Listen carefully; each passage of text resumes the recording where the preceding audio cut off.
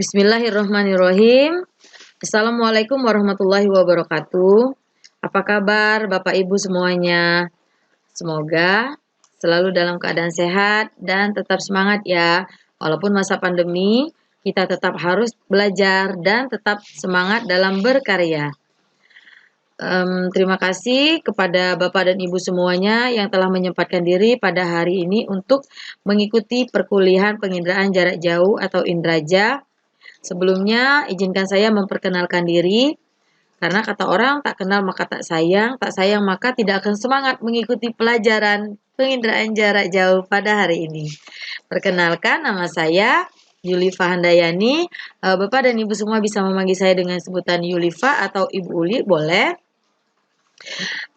Saya melatar belakangi pendidikan S1 saya di Prodi Ilmu Kelautan. Saya merupakan lulusan pertama, angkatan pertama pada program studi Ilmu Kelautan dengan menyelesaikan studi selama 4 tahun 1 bulan dengan IPK 3,49.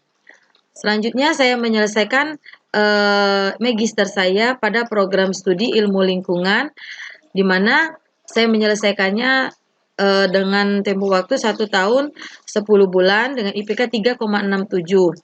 Setelah melanjutkan S2, saya kemudian melanjutkan studi S3 saya pada program Doktor Ilmu Lingkungan Universitas Sriwijaya. Dengan konsentrasi bidang ilmu yaitu tetap pada aplikasi penginderaan jarak jauh untuk menganalisis kerentanan dan kebencanaan yang terjadi di wilayah pesisir Banyuasin. Saat ini saya mengampu mata kuliah penginderaan jarak jauh, di mana selama perkuliahan ini kita akan membuat beberapa kesepakatan terkait dengan kriteria penilaian.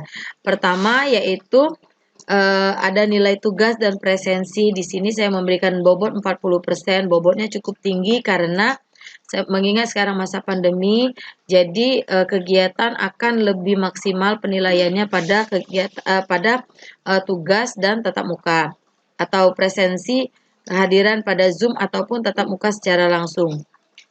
Kemudian kuis dan nilai kuis itu saya berikan bobot 5%. Selanjutnya ada UTS dan UAS masing-masing 20% dan 25%. Kedepannya saya akan mempersiapkan mata pembelajaran terkait dengan rencana pembelajaran kita ke depan, yaitu pertama kita akan melakukan pendefinisian apa itu Indraja, konsep Indraja seperti apa, metode apa yang ada di dalam Indraja, dan aplikasi apa yang ada di dalam Indraja khususnya pada bidang ilmu kelautan dan beberapa bidang ilmu lainnya. Untuk referensi, saya menggunakan buku penginderaan jarak jauh terapan dari CPLO dan penginderaan jarak jauh serta interpretasi citra yang dikeluarkan oleh Lillison and Kiefer.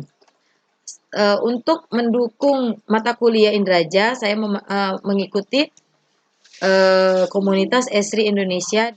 Baik Bapak dan Ibu sekalian, sebelum kita masuk materi penginderaan jarak jauh, ada baiknya kita mengetahui dulu permasalahan apa sih atau isu lingkungan seperti apa sih yang ada di sekitar kita saat ini. Apalagi saat ini sedang trennya terkait dengan pemanasan global, kenaikan suhu bumi, atau juga sea level rise atau peningkatan atau biasa disebut dengan banjir pasang.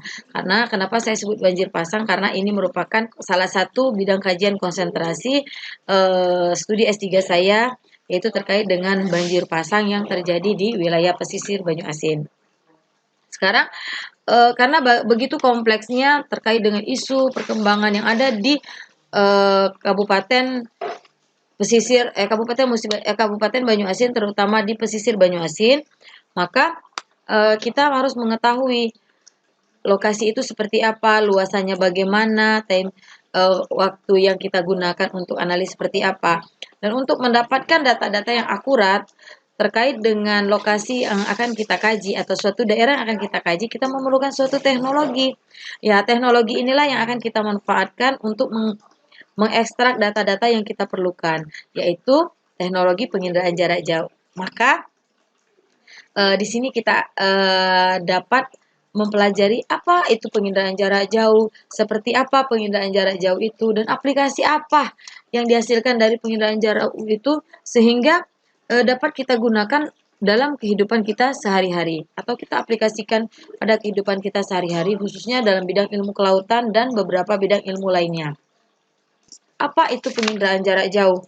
Penginderaan jarak jauh itu merupakan salah satu ilmu dan seni. Karena kenapa disebut dengan ilmu dan seni? Karena dia merupakan perpaduan antara ilmu dan seni. Seni dalam menggambarkan sesuatu, seni dalam menginterpretasikan sesuatu.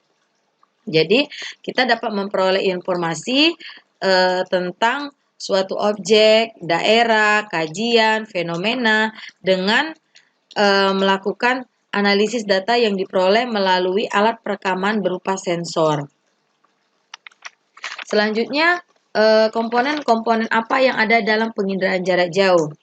Terkait dengan komponen-komponen yang ada dalam penginderaan jarak jauh, yaitu pertama adanya tenaga aktif. Tenaga aktif di sini yaitu tenaga cahaya matahari, yaitu sebagai sumber tenaga yang berasal dari radar aktif pada saat pengambilan objek. Masih ingat kan kalian apa itu atmosfer? Ya, benar. Atmosfer adalah lapisan udara yang menyelimuti bumi. Dan tidak semua spektrum elektromagnetik yang dapat sampai di permukaan bumi karena dalam atmosfer ada proses pembauran dan penyerapan. Sedangkan manfaat penginderaan jarak jauh berhubungan dengan pemanfaatan penginderaan jarak jauh. Pemanfaatan penginderaan jarak jauh itu bisa kita gunakan dalam bidang tata guna lahan atau penggunaan lahan, bidang kehutanan, bidang hidrologi, bidang pembuatan peta, bidang meteorologi, bidang oceanografi maupun bidang geofisika bumi. Dalam riset disertasi saya memanfaatkan data penginderaan jarak jauh ini yaitu terkait dengan bidang penggunaan lahan, bidang oceanografi, dan juga bidang hidrologinya. Jadi di sini saya mengaplikasikan tiga bidang dari pemanfaatan data penginderaan jarak jauh itu untuk mengekstraksi data kerentanan dan kebencanaan yang terjadi di wilayah pesisir Banyuasin. Apa sih keunggulan penginderaan jarak jauh? Mungkin Bapak dan Ibu ada yang tahu apa keunggulan data penginderaan jarak jauh itu sendiri seperti yang saya kemukakan di atas. Pertama, ya betul. Pertama, data penginderaan jarak jauh ini melalui penggunaan citra kita dapat memperoleh gambaran objek dari permukaan bumi dengan wujud dan posisi yang sangat mirip dan hampir nyata dengan kondisi sebenarnya yang ditampilkan di dalam hasil foto citra yang dihasilkan oleh sensor. Kedua, dengan adanya teknologi, objek foto udara itu dapat berupa 3 dimensi atau tampilannya mendekati dengan tampilan sebenarnya yang ada di muka bumi.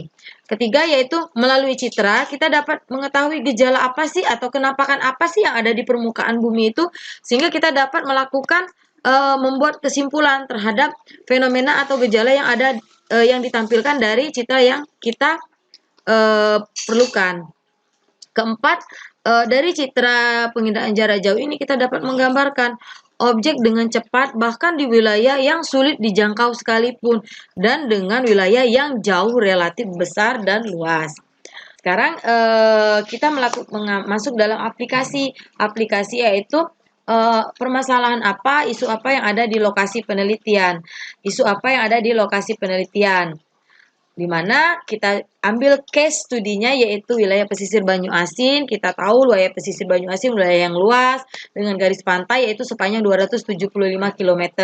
Di mana daerah ini memiliki potensi pemanfaatan wilayah yang luar biasa. Mulai dari aktivitas transport kapal, pemukiman, pembangunan, pelabuhan, konversi lahan tambak, perkebunan, pertanian, dan beberapa pemanfaatan lainnya. Nah, dengan adanya data Indraja kita dapat melakukan pemantauan terkait dengan perubahan lingkungan, misalnya perubahan laju sedimentasinya seperti apa. Di sini kita memerlukan suatu data yang kita peroleh itu data citra satelit atau data foto utara atau secara global disebut juga dengan data Indraja. Kemudian dari data itu kita akan combine data parameter lingkungan yang ada terkait dengan studi kajian yang akan kita gunakan. Kemudian kita lakukan analisis secara mendalam untuk mendapatkan hasil monitoring yang tepat.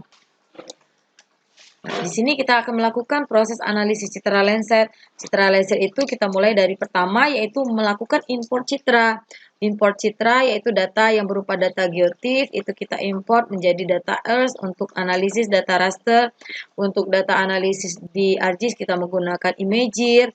Kemudian dilakukanlah penggabungan band di mana citra ini merupakan gabungan dari beberapa band atau saluran-saluran. Kemudian setelah dilakukan penggabungan, kita lakukan koreksi citra untuk menghilangkan kesalahan geometris pada saat citra melakukan pencanderaan. Setelah itu, untuk melakukan penscopingan area atau pengkhususan area terhadap lokasi riset yang akan kita jadikan kajian, kita lakukan cropping area. Cropping area, kemudian dilakukanlah citra komposit. Komposit ini bertujuan untuk mempertajam citra yang kita hasilkan sesuai dengan manfaat yang kita kemanfaatan yang akan kita ambil ke depannya. Setelah dilakukan citra komposit, kita lakukan pengklasifikasian citra, baik itu secara supervised maupun non-supervised. Setelah dilakukan klasifikasi citra, kita lakukan reklasifikasi. Reklasifikasi ini yaitu untuk menggabungkan klasifikasi-klasifikasi yang memiliki kelas yang sama atau nomor yang sama tetapi digital number yang berdekatan.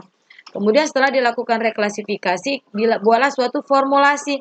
Formulasi ini merupakan pembuatan formula atau rumusan terkait dengan algoritma yang akan kita gunakan itu kita sesuaikan dengan tujuan dari riset yang akan kita lakukan. Selanjutnya didapatlah citra hasil analisis. Nah, dari citra hasil analisis ini, bagaimana citra ini dapat dibaca atau dapat digunakan oleh semua user atau semua pihak.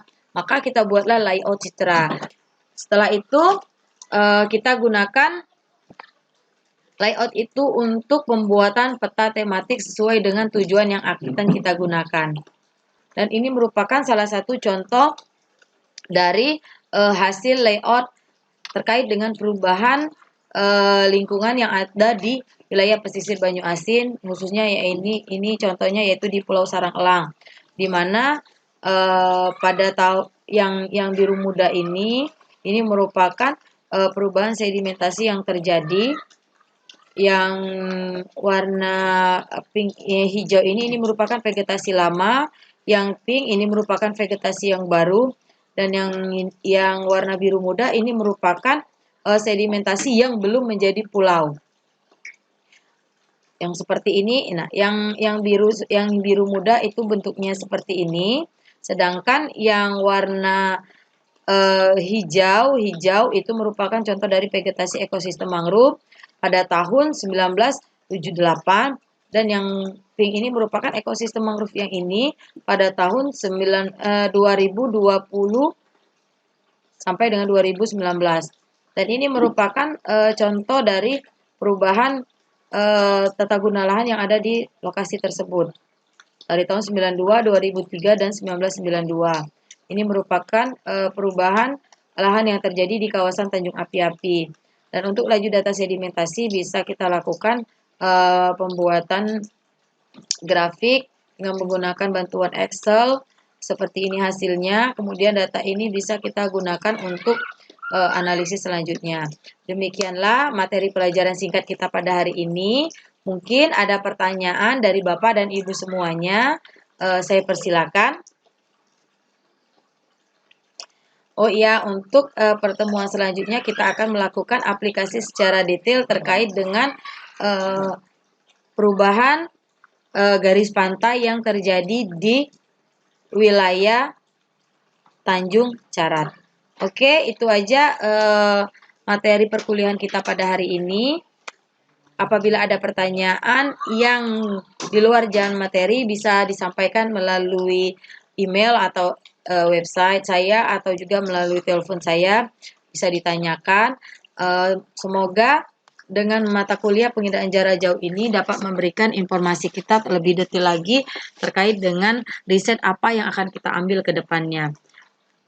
Terima kasih sebelumnya. Terima kasih untuk waktunya saya ucapkan. Wabillahi taufik wal hidayah. Wassalamualaikum warahmatullahi wabarakatuh.